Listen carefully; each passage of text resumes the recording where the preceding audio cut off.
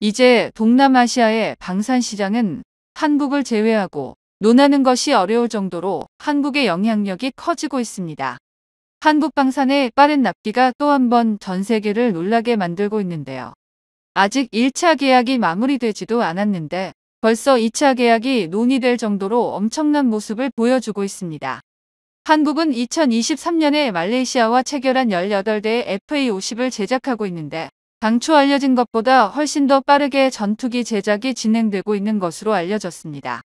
이미 진척률은 50%를 넘겼고 18대 중 4대는 2026년부터 곧바로 납품이 시작되어 일정을 앞당기고 있는데 현지 공군에서는 신형 전투기의 전력화가 예정보다 빨라지자 상당히 만족스러워하고 있습니다.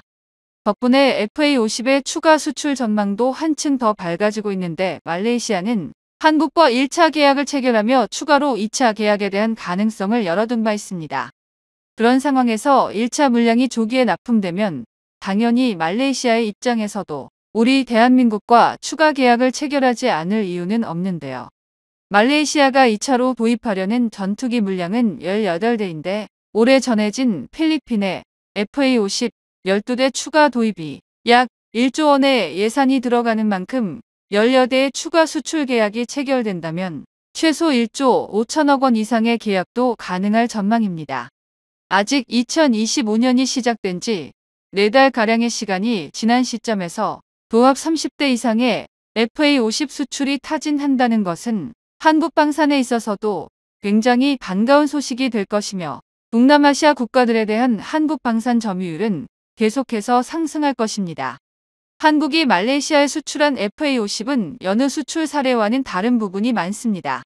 이전까지 말레이시아는 러시아의 수호이 미그기, 미국의 F-18, 영국의 BAE 호크 등 다양한 노후 기종을 혼합하여 사용해왔는데 구식 전투기를 현대화된 기체로 변경하고 복잡한 운용 방식을 간소화하기 위해 보유 기체의 종류도 축소하려 하고 있습니다. 그리고 이를 위해 진행된 경전투기 도입 사업에서 말레이시아가 요구한 조건은 양산기가 계약 체결 후 36개월 만에 인도되어야 할 것, 공중급유가 가능해야 할 것, 초음속 비행이 가능해야 할 것 등이 있었는데요. 그런데 문제는 한국의 FA50이 공중급유를 할 수 있는 기체가 아니었다는 것입니다. 말레이시아는 말레이 반도와 보르네오 섬으로 국토가 크게 양분되어 있는데 이로 인해 말레이시아 공군은 장거리 작전이 매우 중요합니다. 상대적으로 빈약한 공군력을 보유한 말레이시아가 이미 KC-130톤 공중급유기를 4대나 보유하고 있다는 점만 보더라도 말레이시아가 전투기의 작전 반경과 공중급유에 많은 신경을 쓰고 있는지 엿볼 수 있습니다. 따라서 말레이시아 공군의 경전투기 도입에서 한국의 FA50이 승리하는 것이 쉽지는 않았는데요. 하지만 도입국의 작전 요구 성능을 위한 무기 개량에 거리낌 없는 우리 대한민국은 곧바로 FA50에 공중급유 기능을 장착하며 말레이시아의 조건을 충족하였습니다. 여기에 더해 한국은 말레이시아를 위해 특별히 FA50의 레이더도 교체를 해줬는데 원래 FA50에 장착되는 레이더는 이스라엘이 제작한 엘타 ELM 2032 레이더였습니다. 해당 레이더는 기계식 레이더이지만 FA50에서 적 탐지 거리가 약 70km 이상이었기 때문에 매우 준수한 성능을 보유한 레이더였지만 국가 종교가 이슬람교인 말레이시아는 이스라엘과의 외교적 문제로 인해 ELM 2032 레이더에 불편한 감정을 내비쳤습니다. 이에 한국은 말레이시아의 요구를 받아들여 기존과 달리 미국제 A사 레이더를 탑재하여 FA50의 성능을 향상시켰습니다. 이 밖에도 한국이 말레이시아와 계약한 FA50은 로키드 마틴의 스나이퍼, 타겟팅 포드를 장착하여 주야간 표적 식별 능력과 감시 정찰 능력을 더욱 강화했습니다. 이로 인해 말레이시아는 아직 FA50을 인도받지 못했음에도 불구하고 계약 당시부터 자신들의 FA50은 다른 동남아시아 국가의 FA50보다 더 우수한 기종이라며 자랑하기 바빴는데요. 그리고 이제는 한국의 신속 정확한 납기 일정 준수가 말레이시아의 만족감을 높이고 있습니다. 앞서 말씀드린 바와 같이 말레이시아는 계약 체결 후 36개월 안으로 초도 물량의 납품을 원하고 있는데 한국과 말레이시아는 2023년 5월 23일 리마 2023 방산 전시회에서 공식적으로 최종 계약식을 진행하였습니다. 즉 2026년에는 FA-50의 초도 물량이 말레이시아로 납품되어야 하는데 현재까지 진행된 작업 일정을 고려할 때 2026년에는 우선 4대의 전투기가 먼저 인도될 예정입니다. 이미 진척률을 50%를 넘겨 초기 계획보다 더 빠르게 진행되고 있으며 말레이시아도 만족감을 드러내고 있는 만큼 향후 남은 물량의 납기까지 아무런 문제가 없을 것으로 예상되는데요. 일각에선 계약 후 36개월 만에 전투기를 납품하는 것이 얼마나 빠른지 감이 오시지 않을 수도 있지만 사실 전투기 도입 과정에서 납기 일정이 수년 이상 지연되는 경우는 상당히 많습니다. 일례로 인도는 프랑스로부터 라팔 전투기를 도입하기로 하였지만 초도 물량의 납기가 약 1년가량 지연되었습니다. 또한 이탈리아는 F-35 전투기를 도입하는 과정에서 당초 계약 일정보다 3년이나 늦게 초도 물량을 납품받았으며 유로파이터는 생산 지연으로 인해 계약 기간보다 5년이나 더 늦어진 사례도 존재합니다. 이처럼 전투기가 제때 납품되지 않는 사례는 상당히 많은데 상대적으로 전투기 전력의 노후화가 심한 동남아시아 국가들은 1년이라도 납기 일정이 지연되면 작전 공백은 더욱 커질 수 있습니다. 이 때문에 말레이시아를 비롯한 다수의 동남아시아 국가들은 전투기 계약 시 납기 일정을 더욱 꼼꼼하게 살펴보고 있으며 한국이 일정을 앞당겨 FA-50을 납품한다면 한국 방산의 신뢰도는 더욱 상승할 수밖에 없는데요. 이는 궁극적으로 말레이시아의 FA-50 추가 도입을 불러올 수 있습니다. 말레이시아는 현재 2차 전투기 도입을 통해 추가로 18대의 전투기를 새롭게 도입할 계획을 가지고 있는데 FA-50의 도입이 매우 유력한 상황입니다.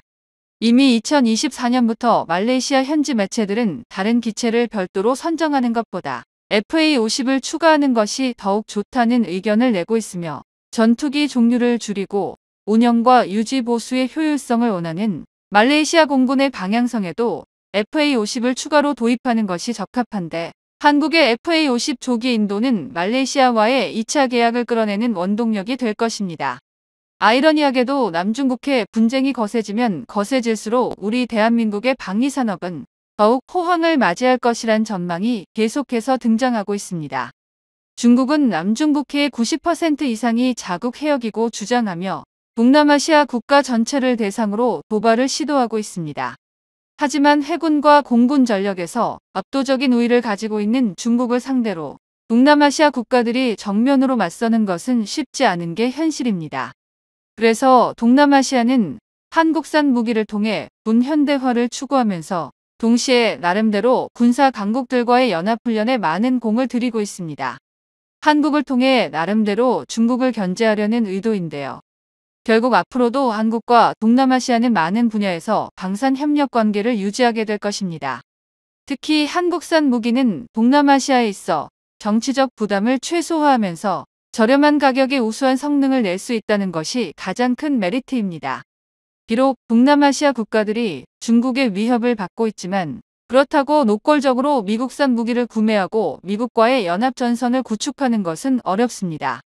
동남아시아는 국가 경제의 상당수를 화교가 장악하고 있을 뿐만 아니라 경제적으로 중국의 영향력을 많이 받기 때문에 자칫 중국이 외교, 경제 분야로 압박을 가하면 이를 방어하는 것이 쉽지 않기 때문인데요. 하지만 미국의 싱크탱크인 랜드 연구소는 동남아시아가 미국보다 한국산 무기를 선택할 때 정치적 위험이 적다는 것을 언급하며 앞으로는 한국이 무기 공급국으로서 더 큰 역할을 하게 될 것이라 전망했습니다. 한국은 미국, 유럽 등과 대등 이상의 성능을 가진 무기를 훨씬 저렴하게 생산하는데 국방 예산이 많지 않은 동남아시아에 그야말로 가성비의 끝판왕처럼 느껴질 수밖에 없습니다. 그리고 동남아시아가 한국산 무기를 늘려 나가기 시작한다면 향후에는 한국이 해당 지역의 무기 시장을 독점하는 것도 무리는 아닙니다. 통상적으로 무기 체계는 특정 국가의 무기 비중이 점차 늘어나는 구조를 가지고 있습니다. 한국도 자체 개발을 하지 않는 무기 체계의 상당수는 미국산 무기를 사용하는데 이는 새로운 무기를 도입할 때 기존과 같은 국가의 무기를 사용하는 것이 효율적이기 때문에 발생하는 현상입니다. 여러 나라의 무기를 혼합하여 사용하게 되면 그걸 활용하고 정비해야 하는 군병력은 매번 새로운 무기 체계와 시스템에 적응해야 하며 결과적으로 이러한 무기 체계는 군의 작전 효율을 떨어뜨리는 문제를 야기합니다.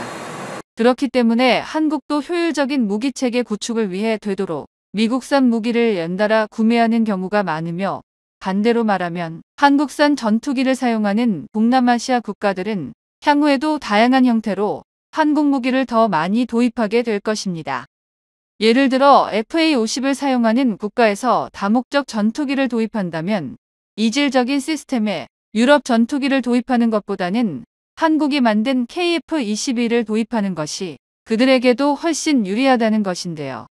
따라서 한국이 말레이시아로 FA-50을 조기 납품한다는 것은 18대 2차 계약 이외에도 더 많은 방산 수출을 기대하게 만드는 대목입니다. 이제 동남아시아의 방산 시장은 한국을 제외하고 논하는 것이 어려울 정도로 한국의 영향력이 커지고 있습니다. FA-50과 T-50 계열은 필리핀, 말레이시아, 태국 등 여러 동남아 국가에 판매되었으며, 호위함과 잠수함 K9 등도 계속해서 새로운 계약 소식이 들려오고 있습니다. 이제 한국산 무기가 남중국해부터 서해까지 중국을 포위하는 날도 멀지 않았는데요. 한국산 무기들이 수출되어 중국을 견제하는 날이 빠르게 찾아올 것입니다. 그동안 한국산 무기 도입에 많은 도움을 주었던 사우디에서 충격적인 소식이 전해졌습니다. 사우디에서 KF-21의 경쟁 모델인 튀르키예의 칸 전투기를 무려 100대나 구매할 수도 있다는 보도가 나왔기 때문인데요. 그동안 KF-21 프로젝트에서 인도네시아를 대신해 참여하고 싶다는 의사는 내비친 사우디에게 더욱 충격을 주고 있습니다. 만약 사우디가 튀르키예 칸 전투기를 100대나 구매한다면 한국과의 KF-21 도입은 사실상 물 건너 가게 되는데요. 그런데 사우디가 칸 전투기를 구매하려는 계약이 다른 국가들에게 보여주기 위한 하나의 수단이라는 게 밝혀졌다고 하는데, 이게 어떻게 된 일인지 자세히 알아보겠습니다. 튀르키예는 지난해 방산과 항공 수출액이 55억 달러를 넘어선 방산 강국입니다. 물론 한국은 튀르키예 2배가 넘는 130억 달러를 기록했지만 튀르키예의 현재 기세는 마치 대한민국이 성장할 때처럼 상승이 가팔라지고 있는데요. 튀르키예는 방산 잠재력이 나름 충분한 국가로 나토 동맹국이라는 이점을 지니고 있습니다. 사실 한국에서는 튀르키예를 방산 경쟁 국가로 쳐주지 않았는데요.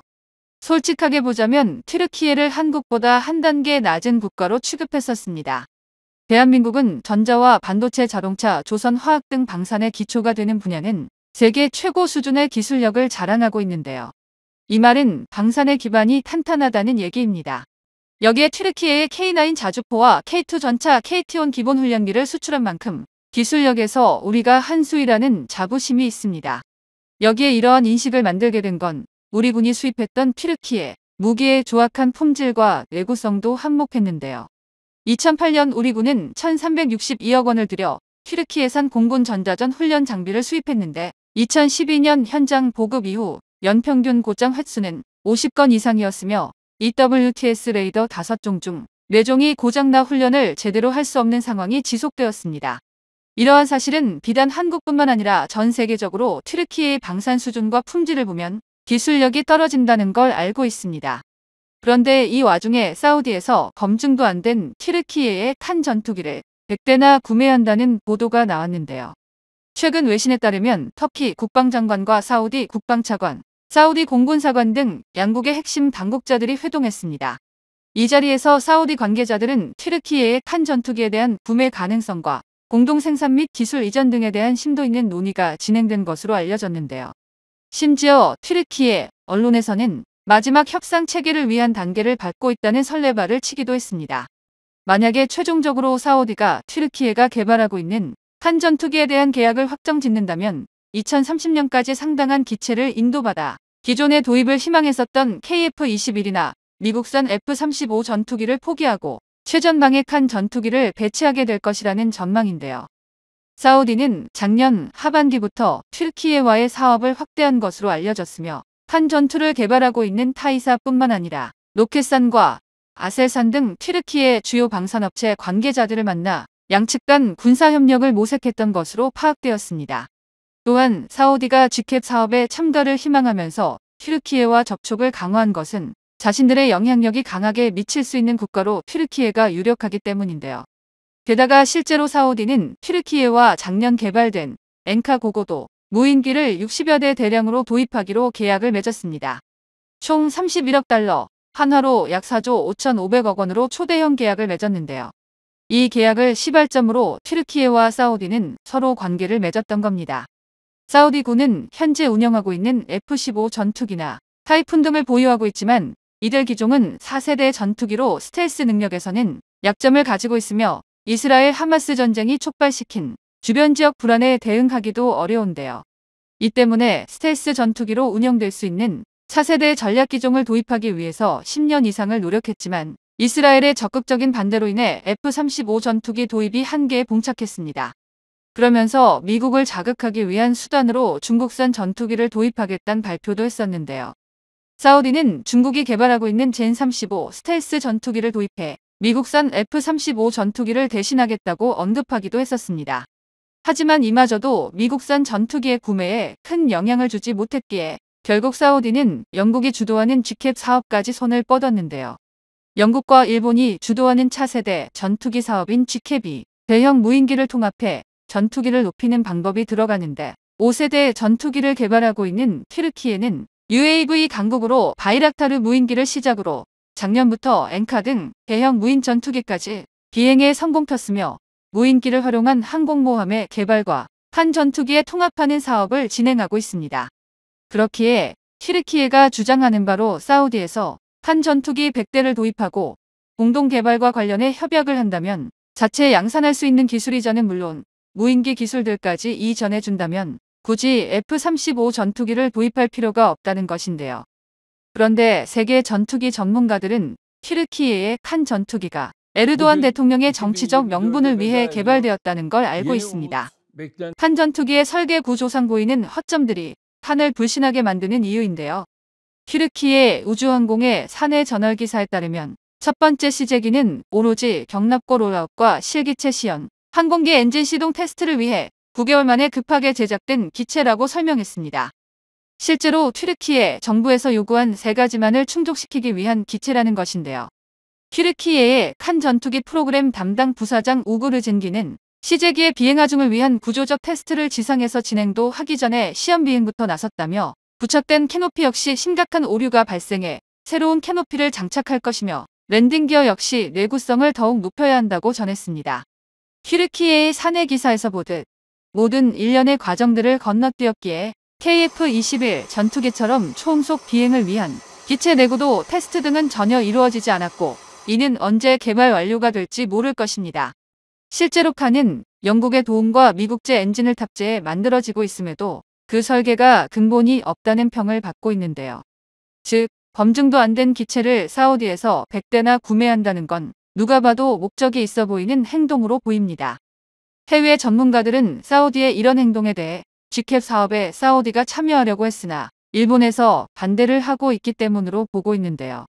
최근에는 인도까지 사업에 끌어들이는 것을 논의하면서 사우디 입장에서는 튀르키예산 칸 전투기를 구매할 수도 있다며 지난번 중국산 전투기를 구매하려는 것과 비슷한 맥락으로 GCAP을 떠보려고 한다는 것입니다. 한편 튀르키예는 고등훈련기 휴르젯의 개발이 마무리 단계에 접어들었다는 보도가 나오기도 했는데요. 무려 6년 전 튀르키예는 자국의 항공기술력 향상을 내세우며 고등훈련기 시장에 진출을 선언했는데 당시엔 무모한 도전이라 조롱받았고 그 과정에서도 튀르키예는 계속 헛발질만 일삼아 전문가들 사이에서는 또 저러다 말겠지는 시각이 많았습니다. 그러나 올해 들어 스페인과 프랑스 등 유럽 국가들이 휴르젯의 도입을 검토 중이라고 밝히는가 하면 지난 10월엔 튀르키예 방산 엑스포에 참가하는 등 시장 진입을 눈앞에 두고 있습니다. 휴르젯은 대한민국의 FA-50과 정확히 포지션이 겹치는 기종으로 단순히 경쟁 구도를 넘어 방산 시장에서 한국의 위치를 위협할 수 있다는 우려를 자아내고 있는데요. 그러나 냉정하게 보면 휴르젯은 아직 여러 문제점을 안고 있는 기종이며 FA-50과 본격적인 경쟁 대상이 되기엔 한계가 명확합니다. 휴르젯의 기본 설계는 50년 이상 된 F-5 전투기를 기반으로 하고 있습니다. 튀르키예 공군의 T-38과 고개 비행대 소속 F-5를 대체하기 위해 개발이 진행되었는데 프로젝트의 시초는 2017년 민간업체인 튀르키예 항공우주산업에서 자체 재원을 이용하여 소규모로 시작되었습니다. 그러다 2018년 판버러 국제 에어쇼에 목업이 전시된 것을 계기로 튀르키예 공군이 타이 측과 정식 계약을 체결하면서 프로젝트가 본격적으로 진행되었습니다. 그러나 튀르키예는 개발 시기가 겹치면서 초음속 고등훈련기인 휴르젯과 5세대 전투기인 칸을 동시에 개발하게 되었는데요. 그동안 항공산업 기반이 미약한 튀르키예가 단기간에 대형 프로젝트 개발에 나선 것에 대해 부정적인 시각이 많았으며 단지 에르도안 대통령의 치적을 위한 급조된 프로젝트라는 비판도 있었습니다.